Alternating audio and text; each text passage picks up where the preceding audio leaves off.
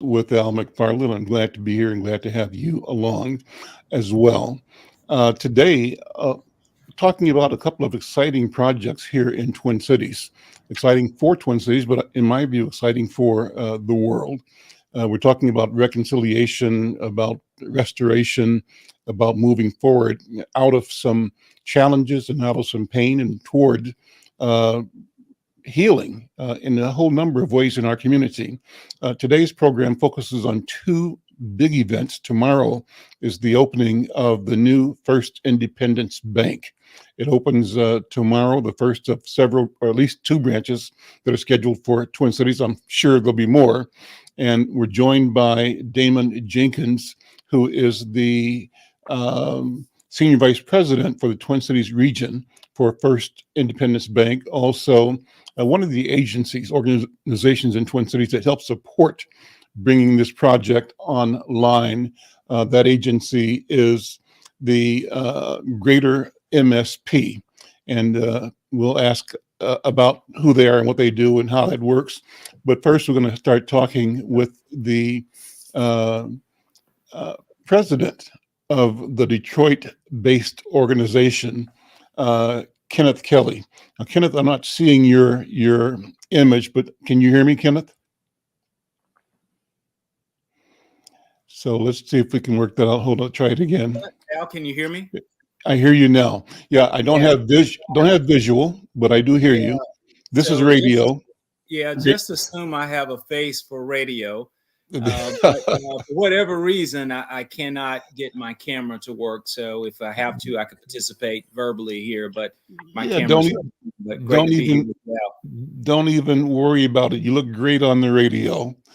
So thank you for being here. First of all, let me just read some of the press release I have announcing your event. Detroit-based First Independence Bank, one of only 17 Black-owned full-service banks in the country, is holding its grand opening celebration for its Twin Cities branch on Tuesday, April 26th, next Tuesday, right? So we're a week out. I said tomorrow, but I misspoke. The branch is going to be led by Damon Jenkins, who grew up in the same neighborhood where the bank is. Following the killing of George Floyd, 5 Twin Cities banks, including Bank of America, Bremer Bank, Huntington Bank, U.S. Bank, and Wells Fargo, supported First Independence Bank's arrival with capital, research, marketing, and other services to assure that its startup was successful and that its long-term success was in place as well. I mentioned Greater MSP. This organization provided support in the opening and sort of helps guide it to see how this addition fits into the regional financial ecosystem, how it can fill some of the gaps that we're experiencing. So this is an historic move for First Independence Bank and for Minnesota. The first time in the bank's history that's opening a branch outside of Detroit. The FDIC approved their filing earlier this year. And this is Minnesota's first Black-owned bank. It'll be located here in Minneapolis. Well, I want to first direct a question to Chairman Kelly. And, let's do a quick refresher for the listeners. You announced this opening last summer. Talk about what's happened since that time. What's brought us to today? Chairman Kelly. I think I lost there. Yeah, Al, back now. Okay. Now I do. Go ahead. Have me backstage again electronically. So okay. Let me say, Al, again, thanks for having us here. And I'll tell you, there's been a lot that's taken place since we talked back in August. And I think we were extremely complimentary of Greater MSP. Peter Frosch and his leadership has been phenomenal over the past year plus in helping us get to where we are. Damon actually joined us from Wells Fargo back in July of 2021. And Damon's been working behind the scenes to be sure we are getting ready for this big day next Tuesday and being ready to do the grand opening. But what I would tell you most importantly is there have been a lot of, I would call them unsung heroes to get us to this point for this grand opening. But at the end of the day, Al, what I would like to say is, to your point earlier, we have put forth the momentum to have the initial success and have, I would call it, intermediate success. Our long-term sustainable success is going to be affiliated with the community embracing a leader like Damon there, who is from the Minneapolis Twin City area, and showing them what can happen when an institution like ours bring our infrastructure there and let a leader like Damon begin to elevate the opportunities for African Americans in banking, and most importantly, to be sure we are fully embraced by the Twin Cities. I'm Al McFarlane. This is Conversations with Al McFarlane, talking right now with Kenneth Kelly, chairman of First Independence Bank, a Detroit-based organization that next week opens its first out-of-state, out of Michigan operation, opening that here in Minneapolis. And I think one of two planned, but hopefully one of many in the future. Chairman Kelly, let me ask you, why Twin Cities? And then I'm just so fascinated by the fact that you're working in a kind of collaborative model with other banks. Talk about the question of how you collaborate and compete at the same time. Well, I would let me start with the latter. The collaboration has been unprecedented. We have 5 banks which represented 80% of the deposit market there. You've named them already, but I'm going to do it for clarity. Bank of America, Bremer Bank, Huntington, also known as TCF to many of the natives there, along with Wells Fargo and US Bank. And so I would tell you the leadership, they were at every single meeting practically with me and having these calls that were ongoing well over a year plus now to say this is something that we want to do. So the collaboration, in my opinion, is unprecedented. Why Minneapolis?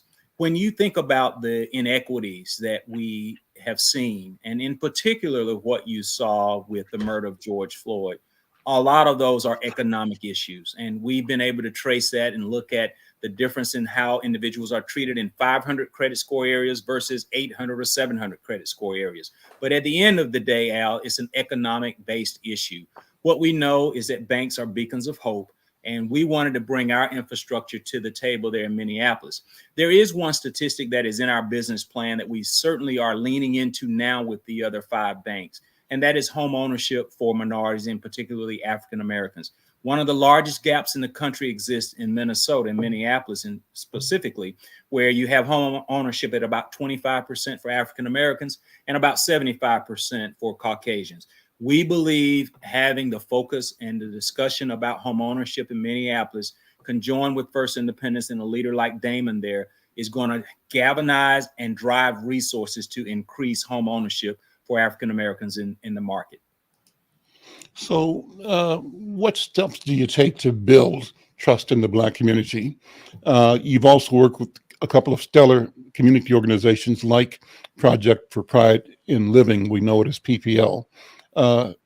What's the strategy around trust building and gaining a sense of equity in the community by the community?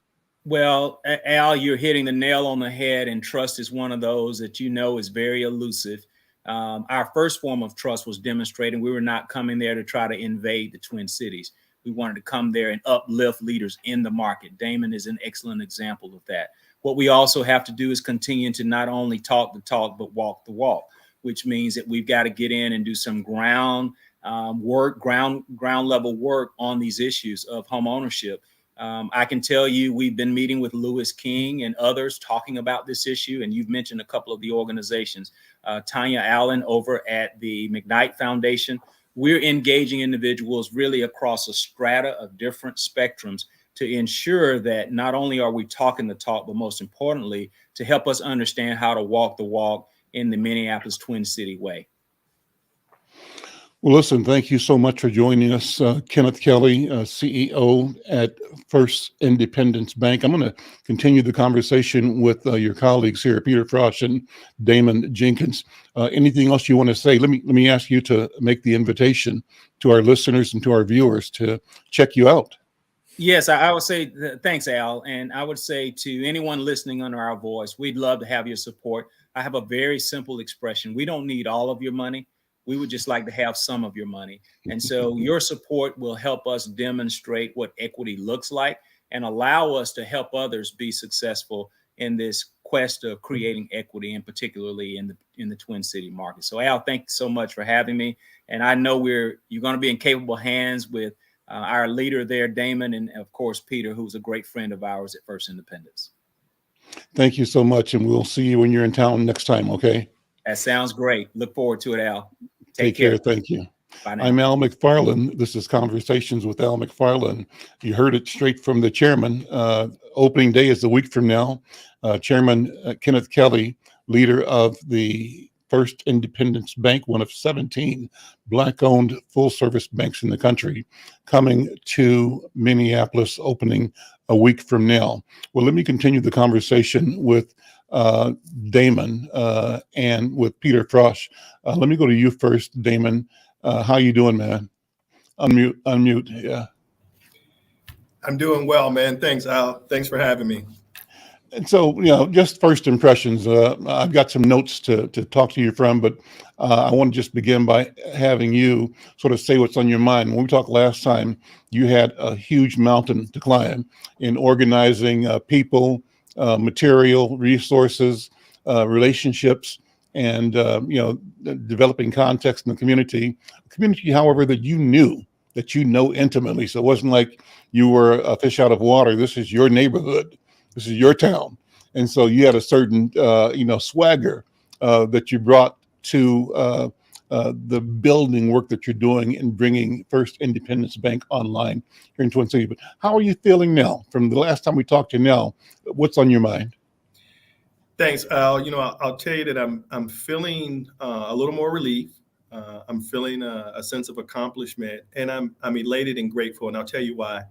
The amount of support that I've received since we've announced that we were coming here, once we got FDI's approval, has been unheard of. From the clergy, from the community, from even the nonprofit and the business sector. Everyone is excited, genuinely wants to help and support the bank in being successful. I think, again, with George Floyd's murder taking place here in our region, I think it was a racial and what I would argue a financial reckoning for a lot of us. And I think it hit home where it really peeled back the onion, where folks really see the systemic things, and it created a lot of aha moments, if you will, where now folks are tying some of the reactions or even some of the things that led up to the murder of George Floyd to a lack of access, a lack of equity, and a lack of financial inclusion. And so I'm just excited because we've had relationships and folks have stepped up and not only have expressed words, but they put their actions into play in being an ambassador and a sponsor for what we're trying to get accomplished with the bank coming to the Twin Cities. Peter, let me have you jump in. Peter Frosch, you're the CEO at Greater MSP. Let's do first and foremost Greater MSP 101. What is the organization? I think, people who are in business and in corporate and maybe in philanthropy know you, but I don't know that ordinary, people in the street know much about Greater MSP. So take a minute and introduce the organization, its mission, its work, your role in leading it, and then go from there into how your leadership and your support enabled the successful launch of this new business. Well, thank you, Al. It's a real pleasure to be with you, and it's just an honor to be a part of this exciting effort. We'll make the Greater MSP part quick. Greater MSP is a regional economic partnership for this metro area. So it goes 14 counties, north, south, east, and west. It's Minneapolis and St. Paul, and a really big region. We've been around for over 10 years, and it's CEOs and mayors and county commissioners and heads of foundations who are all coming together to say, what are the big things that we need to do in this place to create economic opportunity for everybody who lives here? And so some of that work is international, and some of that work is very local. And this is an example of the latter. Ultimately, economic development is about improving the material well-being of the people who live in your community.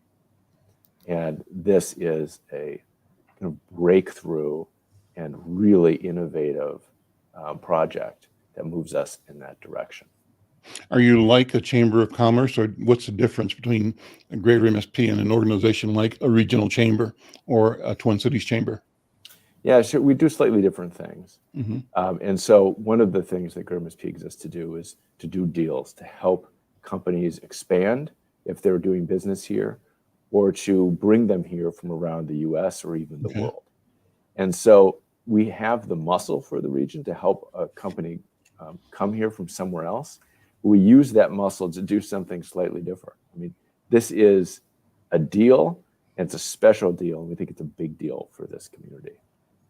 Well, I mentioned, and you can go into this, and Chairman Kelly did as well, this novel partnership, novel collaboration. And I think that from what I'm reading and from what I know, Greater MSP was a pivotal partner in bringing all the players to the table, using muscle, as you said, to both invite and secure the broad and, I think, substantial engagement by major companies here. Talk about that.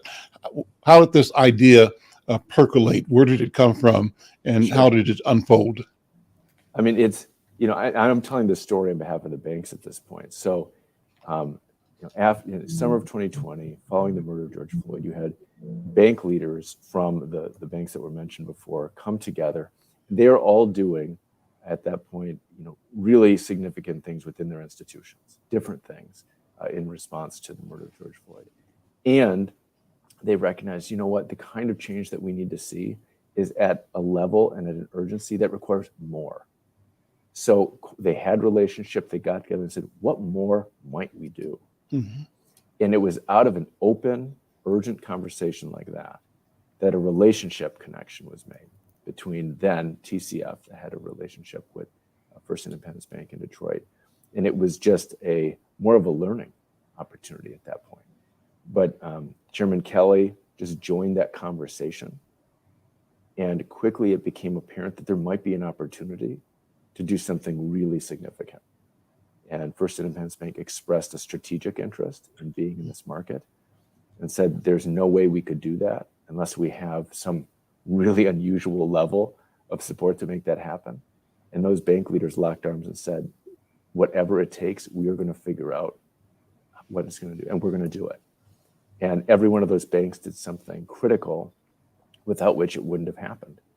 And so I think this thing we're talking about here is a great demonstration of a real partnership, where every partner has to take some risk, and the thing doesn't work unless everybody does their part. And that's what's happening here. And we're not aware of any other example of 5 banks working together to bring a competitor into a market for the express purpose of advancing racial equity. I mean, that's not business as usual. That's unusual business. Well, these are unusual times as well, and the times call for unusual business. So my question, Peter, and this is a positive toss to you and a positive nod to you from your point of view and from the point of view of Greater MSP. What does the entry of First Independence Bank mean for the future of other Black-owned institutions? The background from my point of view is that the marketplace has not been particularly accepting. It's been maybe nonchalant or just not paying attention where attention could have been and should be paid to. Therefore, we have the increasing disparities, the increasing cracks where part of the population, though we're doing really well as a state, but parts of the population, Black and brown and immigrant, are not doing so well. So does this bank, from your point of view, signal a shift in awareness and a move towards expanding opportunity and a real aggressive tackling of these historic disparities in the marketplace from the business point of view? I mean, the short answer is yes. I mean, one, it's very purposeful. Mm-hmm. So this took an immense amount of intention and focus And so, the first step is to recognize that we need this level of focus specifically on the Black community and this kind of investment in the Black community. Second, I think there's symbolic value. I mean, a bank is a fact. It is tangible, and this is a way that we are turning commitments into action and action into tangible progress. But beyond the symbolism, it's also material. I mean, you heard Chairman Kelly talking about and Damon talking about part of what First Independence Bank is going to exist to do is to be working to build wealth in communities of color, in the Black community, through homeownership, through small business ownership. And to be clear, that is not only First Independent Bank's job. Every bank in this region that's involved in this project is committed to doing even more. But this adds more firepower to our ability to do that. And frankly, probably more cultural competence and maybe a new bridge of trust. So I think we all have a lot to learn from each other. And I think we've been learning from First Independence Bank over the past year or so as we've been working together. Let me go to Damon Jenkins. Damon, and we've had this conversation. As I said, I so enjoy talking to you and presenting your story, your background. It's a wonderful story. Your family, your mom, being a resident just down the street from where George Floyd was killed. So you've got everything invested in this community. This is your turf, as it were. So from your point of view, having been part of local banks, executive leadership, talk more about your role in bringing this vision forward. Sure.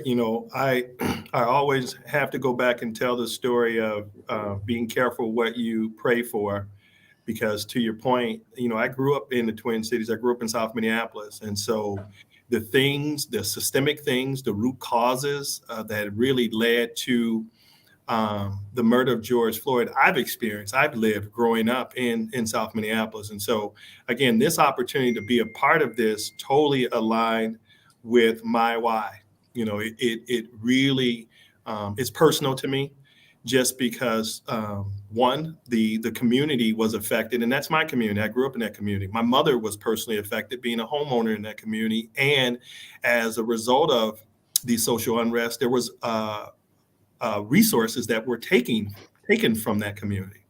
And so I've watched over the 30 years that I've been here, specifically communities of color and Black communities not have access, get locked out of access to abundance, and ultimately being in a position where we're shut out of the possibility of establishing and creating generational wealth.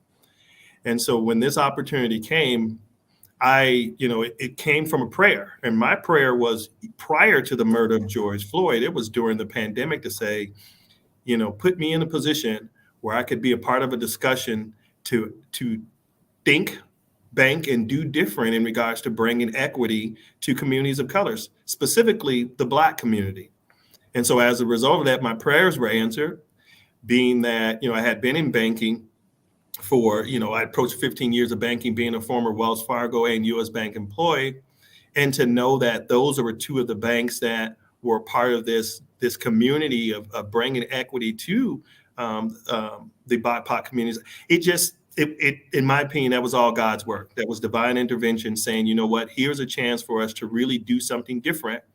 And then again, having the partnership and I'll use Peter's words, having greater MSP flex their muscle. They didn't just bring muscle, they flexed the muscle, because there was a lot of things that they assisted with in this process that allowed us what I would call a neutral ground to really build from. And so as a result of it, it's really exciting. And I have the passion to lead it, just because I've seen it. I see it in my own family, where we need people to be stewards of banking. We need people to be surrounded with economic resources, so then they could simply start to have abundance, or even have the opportunity to some of the what we would call the American dream. And you've been here long enough to know that there's some systemic things that led to some of these disparities. And this shows that this is not the flavor of the day. Well beyond the aftermath of George Floyd's murder, this is a group that's committed to really working together, thinking different, working different, and serving different to bring access to communities that haven't had access to that, excuse me.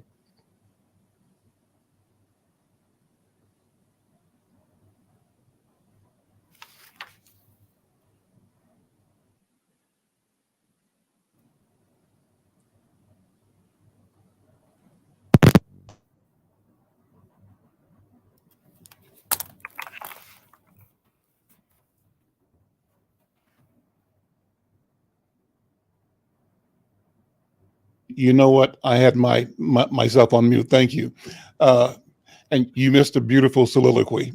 But anyway, I'll say it again. Damon, I was saying that, talk about the, what it means to be a full service bank. We hear that term, and certain things you hear and you just, let them fly over your head.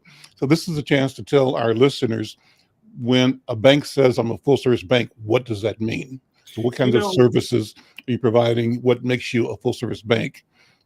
Sure. So, obviously we're going to have your traditional or standard banking products or relationship offerings that most banks offer, from your checking to your savings to your lending products and things like that. The other thing that I would endorse, that is my vision and my goal, is the financial wellness piece. That's that other part of the full service that we're looking to partner and bring to the communities. And that's really meeting people where they're at, identifying opportunities to earn their trust, and getting them into a banking relationship. We have over 7 million people that don't have a banking relationship as a whole. There's an opportunity there. We also know that we have a large amount of individuals that we would say that are unbanked because they're using various other check cashing places and other places to negotiate their hard-earned money. And so that wellness gives an opportunity to really partner with them, surround them with the coaching and the financial literacy to produce better stewards of banking. And if we can accomplish that, we can also move them through another space of credit restoration. And that's really establishing and or repairing credit so they can get to a position where they can take advantage of borrowing or lending opportunities, which, as you heard Chairman talk about, one of the pillars that we're hoping to bring is home ownership. And so as we can get folks access to that and get them to a point where not only they're in the homes, but they can maintain the homes and stay in there, take advantage of the equity and or pass it down through generations, then that's a good way to measure our success. That's a good way to ensure that we are, to your point, bringing what we would say full service relationships to the communities. I see we got Chairman Kelly back in and the visual this time. Chairman, thank you for sticking around. As we're talking, I'm wondering what's been the story in Detroit. You told me last time we talked a marvelous story about how the bank was created, but also how you got involved, what your background is as an entrepreneur and as a scientist, I think, or management person. I think you were an engineer, but I can't remember. That's okay. Right. So take a minute to talk about the Kenneth Kelly story, just a minute, and a minute more to talk about the first independence brand and value proposition. And so I wonder, do you have some successes you can point out in Detroit that you hope to replicate here in Minnesota? You said earlier, Chair, that that there is a huge disparity in home ownership in the Black community in Minnesota. Have you got experience, data in Detroit that says you can have impact there? So. Well, Al, you asked a multiple part question that I don't know. And you got two minutes to answer, right? Go ahead. Very much so. So just real quickly, I grew up in Eufaula, Alabama, which is a home county seat where George Wallace is from. And we've had extensive experience in just dealing with how do you build broken communities. How do you do that? You're right. I'm an engineer by training, worked for a utility for almost 30 years, and ended up parlaying and retiring from that utility to become the chairman and CEO. To your question regarding Detroit, the fact that our bank started in 1970 was a direct result of the 1967 riots in Detroit. There was a movie made about that in 2017. And one of the most beautiful things I heard was to hear one of our founders say, 2 years ago, he shared with our Millennial Advisory Board. He said, what was great about opening this bank was that African Americans got better jobs at the majority banks beyond being a janitor and a teller at that point in time. So the competition was good in the becoming of this bank in 1970. What I would tell you is, as with most things in business, there are ups and downs. But the great news is we've been here for 52 years and we want to be a beacon of hope. And so as you translate that into what you heard Peter say and what you heard Damon say, we're just now lending our infrastructure in a way and putting it in the care of those who love Minneapolis to be able to replicate the successes that we've had in Detroit there in Minneapolis is the best way I can sum it up. I hope that's 2 minutes and 5 seconds. That's fine. I'm going to ask you a little bit more. That's good. I'm just being a reporter, but Sure. I'm so glad to have the conversation with you, Chairman Kelly. And so my sense is that out of the 70s and 80s, the Black Power movement, the Black consciousness movement, we as a community nationwide and worldwide had great expectations. And a lot of new businesses and new banks came online early on. Black people for the first time got positions in major corporations that had really locked us out for generations and confined us to the margin in the world of employment and elsewhere. And so after some initial sort of massive, broad tidal wave kinds of successes, we've experienced ebbs and flows. And I think you can say that is true of the banking industry.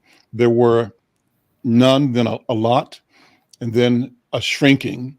And it seems to me now there's an adjustment going on where Black banks are going to be more present, more able to grow, where Black consumers are going to be more aware and value more the opportunities that banks in general, but Black banks in particular, can bring to their personal, cultural, aesthetic, and their cultural goals and personal family goals. So how do you see that across the country right now? Am I describing that generally properly, or is that not right? You are, and I'll try to put a finer point on it.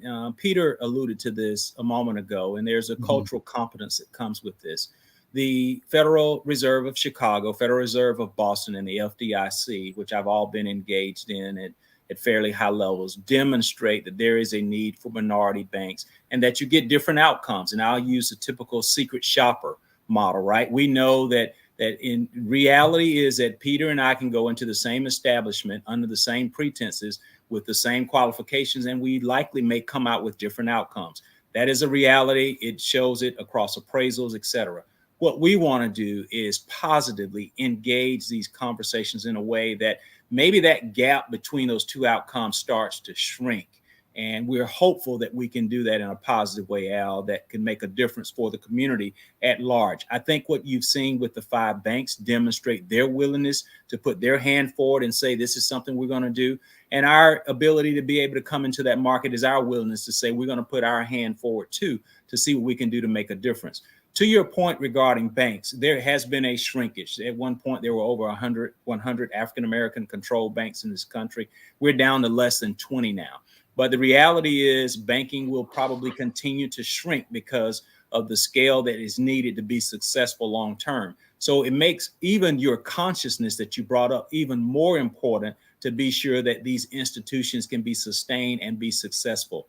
The irony is, as we move from an integrated or segregated society to an integrated society, the dynamics just change. We got to know and understand that as a reality. As an African American, is something I'm well aware of. But in truthfulness, if we don't figure out how to do that properly, Al, I think we're going to have outcomes that we will not really appreciate going forward. Listen, great conversation. My congratulations to you, Chairman Kelly, to you, Peter Frosch, for your support and your work, and to you, Damon Jenkins. You got a bright future and a lot of work ahead of you, but count on, I think, this community to respond in a positive way. We're so glad that you're here. I'm glad that you're here on my program. Thank you all so very, very much. Thank you, Al. Thank you, Al. Okay, great. I'm going to put you guys backstage and bring my next guest up. I'm Al McFarlane. This is Conversations with Al McFarlane. One of the things we did, let's see, let me move this. One of the things we did was talk about George Floyd and the impact of that. Well, ground zero for George Floyd in Minneapolis was the neighborhood at 38th in Chicago. And I've got some guests coming on talking about how the city is looking to move the community around restoration, I think is the right word for it, and around healing as a question of policy. My first guess is Alexander, is it Coda? Cato. Cato. Okay. Oh, let me change that. There we go. Alexander Cato. He's project manager for Minneapolis Public Works Department. And the Public Works Department is trying to re-envision the corner of 38th and 39th in Chicago, 38th in Chicago, the George Floyd area. So thank you, Alexander, for being here. A couple of your colleagues should be joining us momentarily as well. But tell us about the 38th in Chicago project. Absolutely. And just want to clarify, you can hear me clearly, Al? Yes, absolutely. Well, first of all, thank you so much for having me on the air. It's really a pleasure to be here. Our project's going to be starting with an open house this Saturday, and it's really great to have this space to talk through some of that and just inform more of your listeners on the work that's occurring. Everyone knows, May 25th, 2020, George Floyd was murdered at the intersection of 38th and Chicago. And since his death, the world has changed in a lot of ways. That intersection in particular has become a global, national, regional, and local destination. And at the same time, it is still an intersection for that community. There's folks living there, working there, traveling through that space. And that area has been forever changed since those actions. And this process, this project that we're initiating with starting this Saturday is around re-envisioning that space, leading a community engagement process to really determine how do we want the future of this space to really function.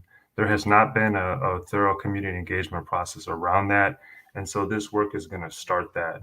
And in addition to this work, there's also the reality that the infrastructure at that intersection is over 60 years old. It's at a point where it needs to be replaced. And so that includes the sidewalks, the curbs, the gutters, the utilities, the lighting, really everything in that area, but in a way that's still respectful and still honors what's happened there, what the community wants that to be moving forward. And so this project is going to start off as an engagement process. It'll last quite a bit of time, about a year is what we're projecting. And we'll work with community to get ideas and concepts, and then start to delineate those design concepts further with options. And we'll walk through a variety of components to that. This will also, integrate an understanding of what happens to transit in the area. The D-line was planned to go through that intersection before George Floyd's death. The Route 5 and the Route 23 bus were also operating in that space, and they've since been pulled from that intersection. So this work will also help define the future of transit in that space, and also think about how people walking, biking, visiting that space, et cetera, will really determine that long-term vision. So that at a high level is the project. You mentioned this really planning was underway before the George Floyd incident, but has the fact of that egregious history changed the project, and how has it meant a different scale and a different attention have to be applied? How do you figure as a planner,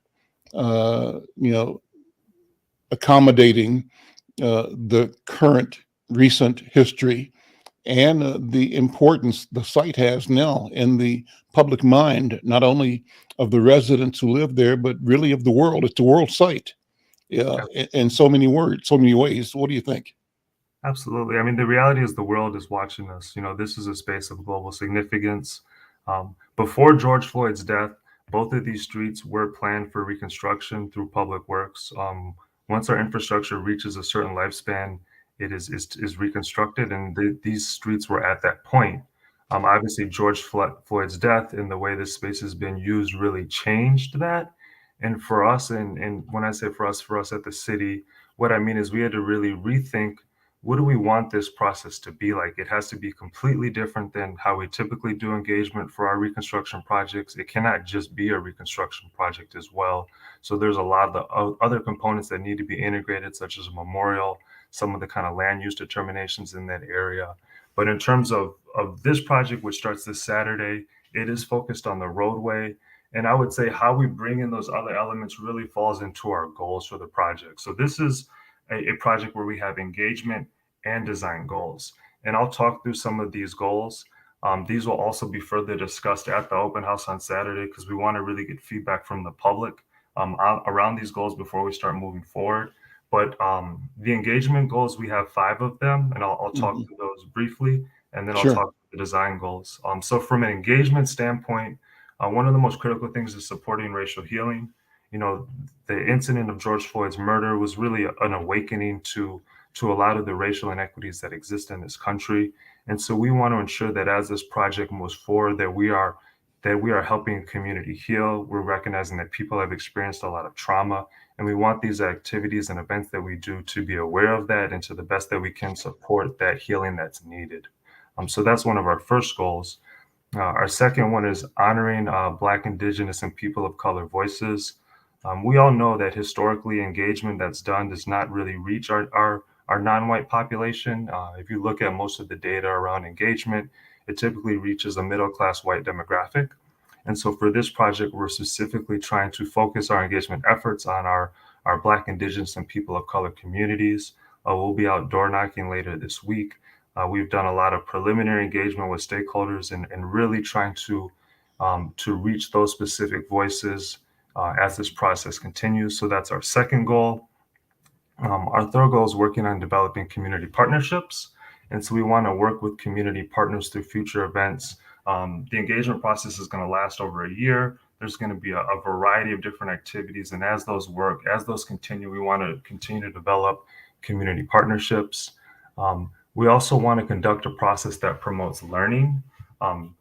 A reconstruction, a technical design process like this involves a lot of engineers. It allows a lot of complex components, and it can be challenging for folks of the public to really understand all the pieces that are at play. So we've been proposing some learning tables, and those are more topics and methods where folks from the public can be educated on the various components that go into the decision-making process or for a road redesign. So that encapsulates the engagement piece, and then we also have the design piece. So I realize there's a lot of information. So no, that's fine. We've got time to listen. It's a great presentation as well. So thank you. Take your time. Take your time. And so when we think about the design piece, that's kind of more of the kind of core infrastructure component. One of our critical design goals is redesigning the street to reflect community needs. So obviously the way the intersection has functioned over the last 2+ years is really just fundamentally different than the way the intersection was designed. So our design process needs to reflect those community needs. So all of the engagement activities we do will be intaking that feedback and then producing concepts that are reflective of those needs. One of those needs is community space. So we know if you look at how the space is used right now, there's a lot of community gathering, congregating for festivals, events, et cetera. It's become a really focal center point of the community. And so we want our design to be able to allow folks to congregate in that area and be safe, feel protected, not have to worry about, vehicles and other things that may be obstructing them. So we want to be really understanding of how do we design a public, that space so that people can come there and feel peaceful. We also want to explore pedestrian and transit friendly designs. since I've been working on the project and I've been involved at that space since June of 2020, we've heard a lot of feedback that folks really value the pedestrian aspects of it. Transit is important to a lot of people as well. And we want to produce design options that explore how that can be furthered. We don't know what design we'll settle on, but we will be sharing concepts that do highlight or prioritize those needs. Another critical thing is just maintaining access for residents and businesses. I would say over the last 2+ years, that's a common piece of concern we've heard from folks that live in that area and that work in that area, is that the level of access has changed. How people get in and out, how vehicles get in and out is really different. And we want the design to still provide access so people living and working in that area, it still functions. And I would say that's one of the biggest challenges with this space now that it's become so much so grand and so visited from all over the world, is how do you accommodate someone coming from another country that comes to this space, but how do you accommodate the business owner or the resident that's lived there for 30 years? It's a really tricky balance. I'm Al McFarlane. You're listening to Conversations with Al McFarlane. My guest is Alexander Cato. He's project manager with the Minneapolis Public Works Department, and he's leading the discussion or the planning around 38th in Chicago, the project 38th in Chicago re-envisioned.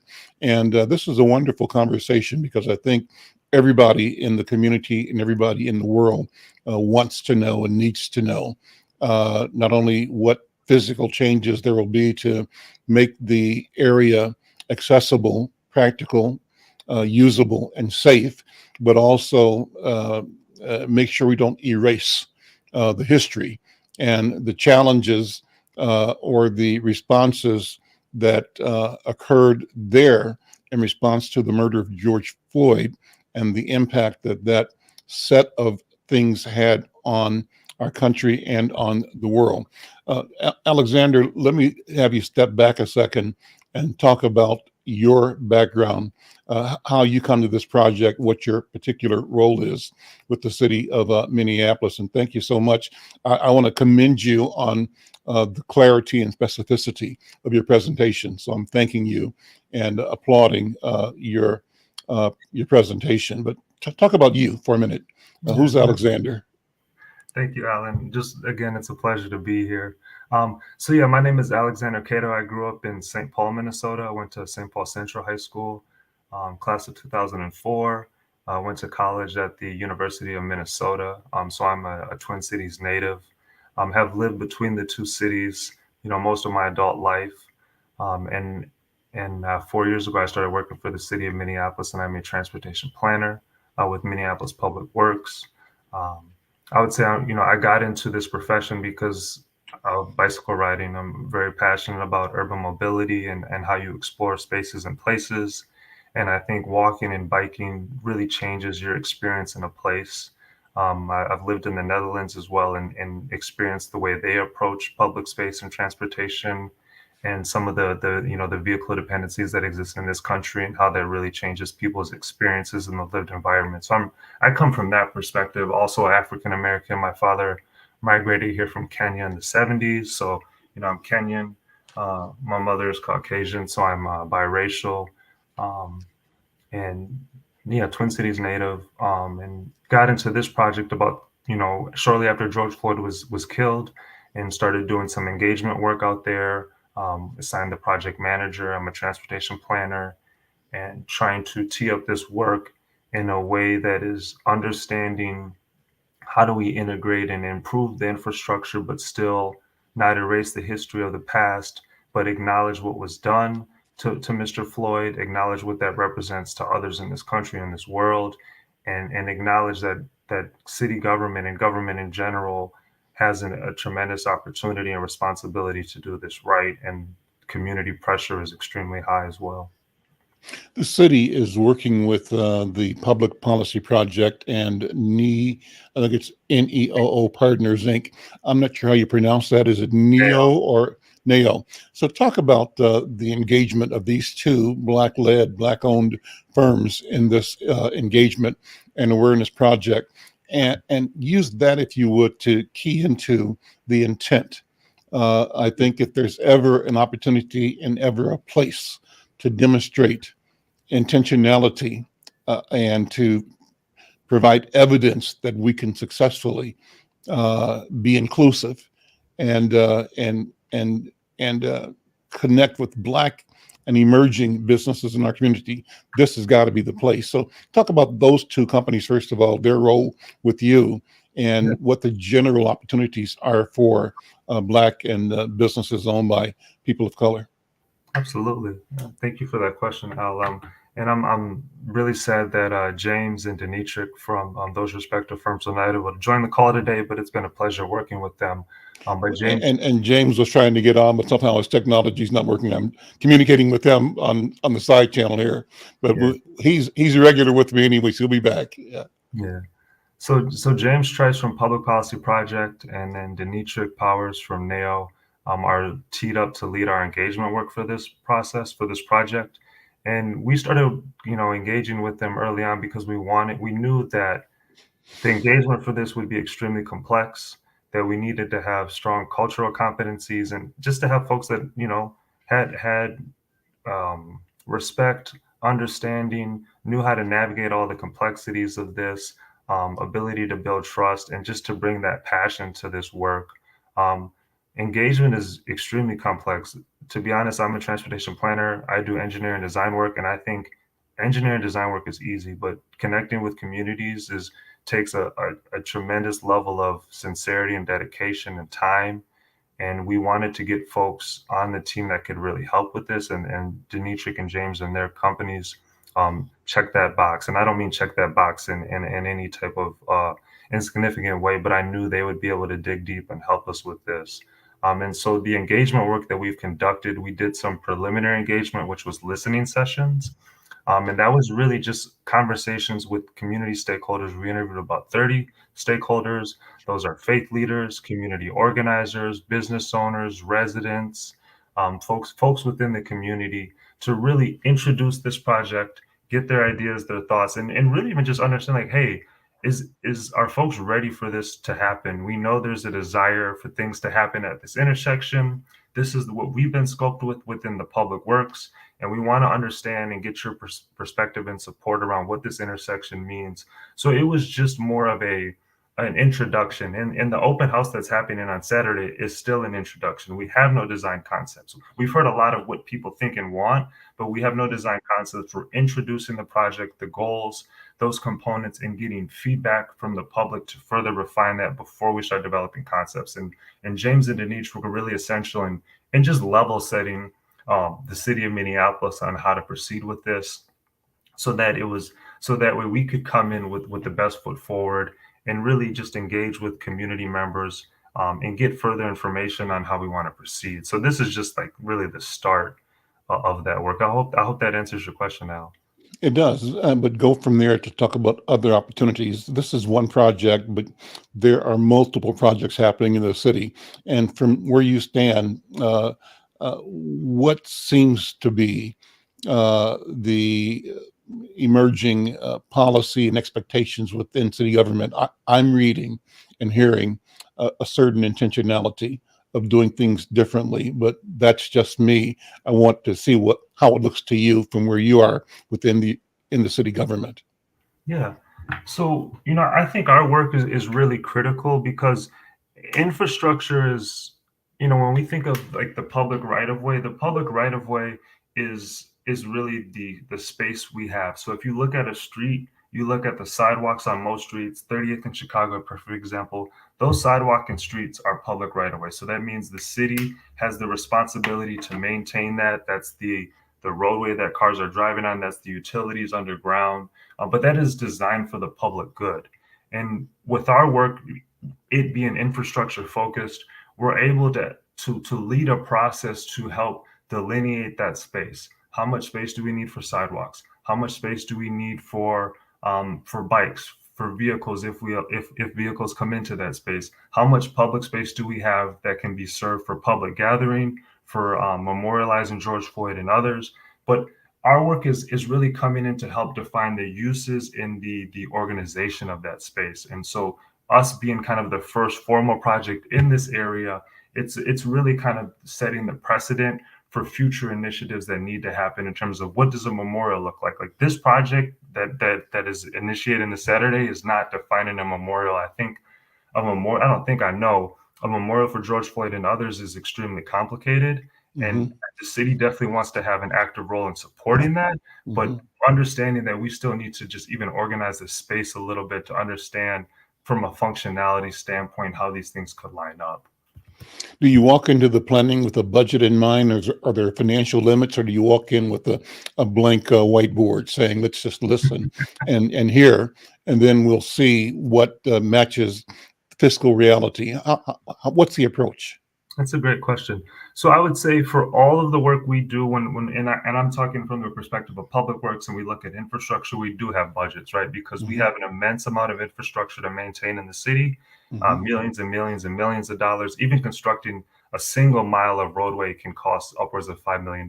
So we have to have a budget. This project does have a budget. It's in our capital improvements program. We've allocated money to that. And so for now, that's the budget we have. As we do start engagement, as we start to understand where people are at in the community, what type of concepts we're getting, we will have to rethink that and kind of recalibrate that. But for now, the budget we have is the fixed budget in our capital improvement program. And what is the number? I'd have to get that to you, Al. I don't have it off the top of my head, but that is public information that I can readily share with anyone. But we do have that number, not to say that, and that's the reality of what an engagement process is, right? For a project like this, we're going to discuss what's possible, and then we as a city and as a community have to be like, is this enough? And if it's not, then we can have that conversation on how do we retool, how do we integrate other pieces to make it more holistic of what people need. But the thing is, we haven't had those conversations. We haven't formally talked to community in this manner. And so we don't know yet, right? We have some ideas, but we want to really have a more comprehensive, definitive process to really give us all more information to move forward. Great conversation. I'll end with a personal note. So is your family lineage Kikuyu or Luo? Luo. Or Luo. Okay, great. From Kenya, right? Have you been to Kenya? Have you been there yet? I have not been. My father is supposed to take me. Hopefully he'll take me soon. He does say that I am related to Barack Obama. So boy. All right. I met him, but was planning to go actually last year, and COVID kind of messed that up, but definitely want to go.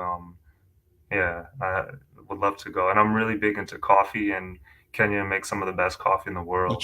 That's right. Listen, Alexander Cato, project manager, Minneapolis Public Works Department, leading the 38th in Chicago re-envisioned project for the city of Minneapolis. Thank you so much. We'll have you back. I'd love to have a regular update, and use these platforms to be part of your initiative to communicate broadly and consistently, to be inclusive in the flow of information in our community. And we'll see you later on. Take care. I'm Al McFarlane. Go ahead. Yeah. So the open house is this Saturday at 3740 Chicago Avenue from 12 to 3. Please come. We also have a virtual event on Tuesday. All the information is on the website, 38th. If you Google 38th in Chicago re-envision, you can find it. And Al, I'll send you the link and you can share as well. But please join, give your feedback. Thank you so much for having me, Al. I really appreciate it. Thank you for being here, and best of luck. We'll be in touch on a regular basis, okay? Well, we're at the end of our show, about a minute over, but thank you to my colleagues at the station. I'm Al McFarlane. This has been Conversations with Al McFarlane. We'll see you next time. Take care. Bye-bye.